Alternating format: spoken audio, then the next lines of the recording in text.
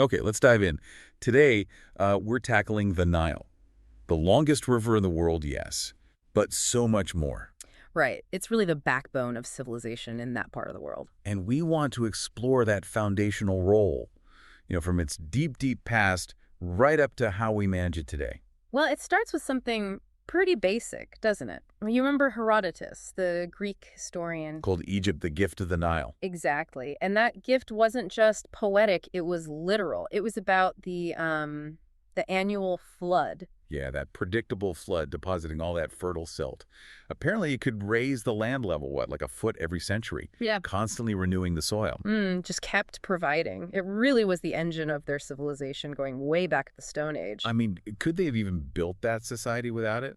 Seems unlikely. Very unlikely. That reliable inundation, the flood, it allowed them to cultivate key crops.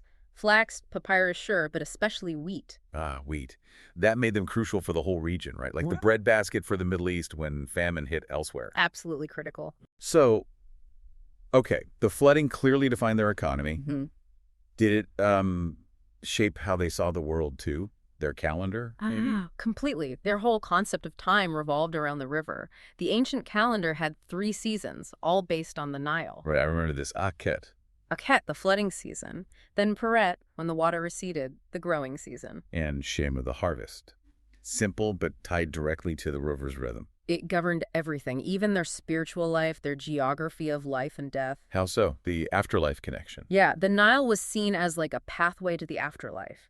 Think about the sun god, Ra. Born in the east, died in the west each day. Exactly. So because Ra died in the west, that became the land of the dead. All tombs, all pyramids. Had to be on the west bank of the Nile. Yeah. The sides symbolizing death. Wow. It's a powerful connection, building these eternal beliefs on a river that, geologically speaking, is anything but static. That's a good point. The Nile we see now, the Neo-Nile, isn't the only version, is it?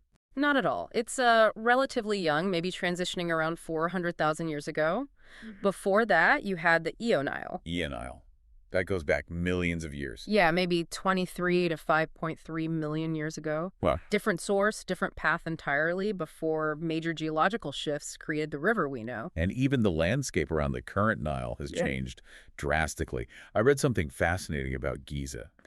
The Khufu branch, right. So you picture the pyramids overlooking the desert today. Yeah. Originally, they likely overlooked a major branch of the Nile, the Khufu branch. It's gone now, dried up or shifted. So maybe not built in the middle of nowhere, but potentially next to a bustling waterway or port.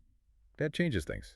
It certainly suggests a different environment. Speaking of geography, let's talk about finding the source.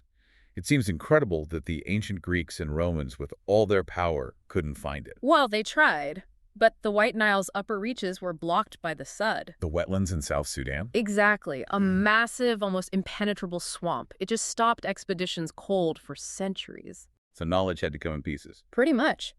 The source of the Blue Nile, Lake Tana in Ethiopia, that was visited much earlier by travelers like Pedro Paez.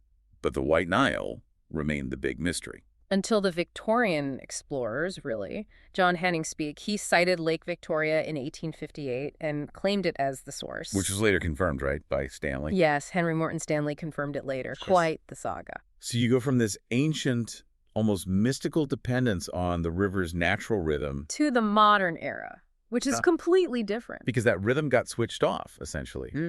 The Aswan High Dam finished in 1970. Yep. That ended the annual summer floods. No more natural silt deposition, which fundamentally changed agriculture. And that shift from relying on nature's gift to human control via dams, that's where current issues come in, like water disputes. Precisely. You see conflicts arising over water allocation, often rooted in agreements from, well, a different era. Like that old Anglo-Egyptian treaty. The 1929 one, yeah. It gave Egypt and Sudan downstream huge control, almost veto power over upstream projects. Understandably, countries like Ethiopia now see those agreements as outdated colonial artifacts that ignore their own needs. It's quite a journey, isn't it? From gift to managed resource to contested resource. It really encapsulates centuries of change. Okay, so let's leave our listeners with something to think about. We talked about the deep geological past, the shifting river.